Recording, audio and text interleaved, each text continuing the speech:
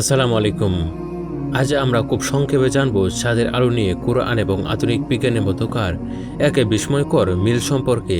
আজ থেকে প্রায় 1400 বছর আগে যখন বিজ্ঞান এতটা উন্নতি হয়নি, তখন কোরআন যেভাবে চাঁদের আলোর কথা উল্লেখ করা হয়েছে তা শুনলে আপনি অবাক হতে বাধ্য হবেন।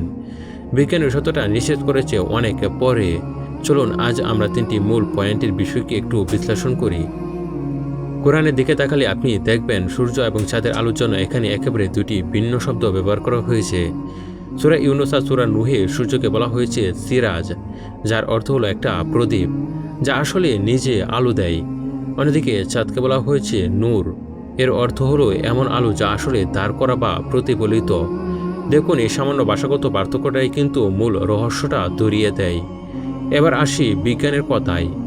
আধুনিক জ্যোতির্বিজ্ঞান, যেমন ধরুন নাসা বা ইউরোপিয়ান স্পেস এজেন্সি, তাদের পর্যবেক্ষণ থেকে একদম নিশ্চিতভাবে প্রমাণ করেছে যে চাঁদের আসলে নিজস্ব কোনো আলো নেই। এটি কেবল সূর্যের আলোকে আয়নার মতো প্রতিফলিত করে, ঠিক যেমন কোরআনের নূর শব্দটি দিয়ে ইঙ্গিত করা হয়েছে। সর্বশেষ একটি ঐতিহাসিক প্রেক্ষাপট ভাবুন। কোরআন যখন এই তথ্যটা আমাদের জানাচ্ছে, সময়টা ছিল 610 থেকে 632 খ্রিস্টাব্দ। সেই সময় কিন্তু সারা বিশ্বে মানুষ ভাবত চাঁদের নিজস্ব আলো আছে। বিজ্ঞানী গ্যালিলিও টেলিস্কোপ দিয়ে প্রমাণ করেন যে চাঁদের আলো আসলে প্রতিফলিত। সেটা ছিল 17 শতকের কথা, অর্থাৎ বিজ্ঞান আবিষ্কারের প্রায় 1000 বছর আগেই কোরআনের সত্যটি জানিয়ে দিয়েছিল।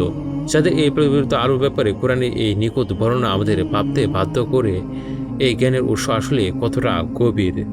একজন মানুষ হিসেবে আপনার কাছে মিলটা কেমন লাগলো কমেন্ট করে অবশ্যই জানাবেন।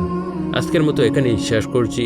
ভিডিওটি ভালো লাগলে লাইক দিন, বন্ধুদের সাথে শেয়ার করতে বলবেন না। দেখা হবে পরবর্তী কোনো ভিডিওতে। ধন্যবাদ।